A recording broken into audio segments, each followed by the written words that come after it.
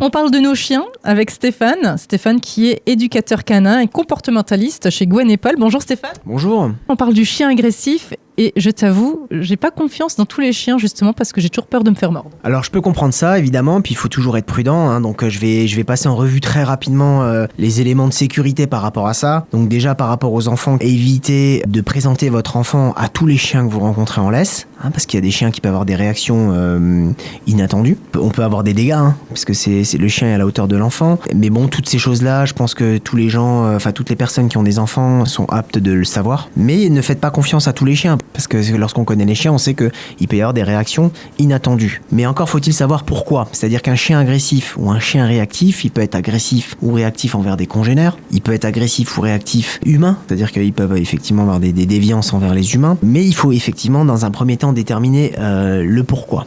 Très souvent, lorsque le maître n'est pas leader, lorsque le maître ne guide pas correctement son chien, le chien, lui, va prendre les devants. C'est-à-dire que, au-delà que le chien puisse avoir un comportement agressif parce qu'il a eu vraiment une mauvaise expérience avec quelqu'un, le chien va souvent vouloir défendre son maître. Et pourquoi il veut défendre son maître ? Parce que le maître ne lui donne pas, lui, l'opportunité de lui montrer que s'il n'a pas besoin de lui. J'ai pas besoin de mes chiens pour me défendre. Mais un chien agressif humain, très souvent, c'est parce que derrière, soit ils ont été éduqués pour la défense, mais souvent, s'il l'est, c'est parce que derrière, il y a soit un historique, un chien qui a été battu et il peut avoir peur. Il peut tomber sur quelqu'un qui ressemble à celui qui l'a battu, c'est-à-dire par une personne avec une canne ou des choses comme ça peut arriver, mais ça reste quand même assez rare.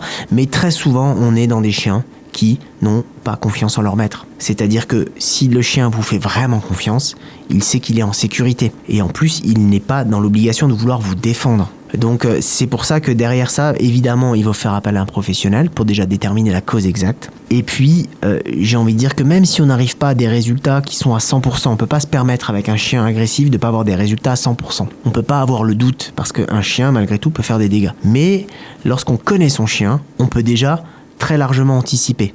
Voilà un petit peu, c'est très généraliste ce que je vous ai donné, mais la première chose à savoir, c'est déjà ne pas faire confiance à tous les chiens, déterminer la cause du chien agressif et de pouvoir donc la travailler parce qu'on aura connu la cause, et puis derrière ça, mettre des exercices qui vont permettre d'améliorer ce comportement. Mais très souvent, encore une fois, c'est souvent la cause du maître. Merci beaucoup Stéphane. Cette chronique, comme toutes les autres, vous les retrouvez en podcast sur notre site radiomélodie.com.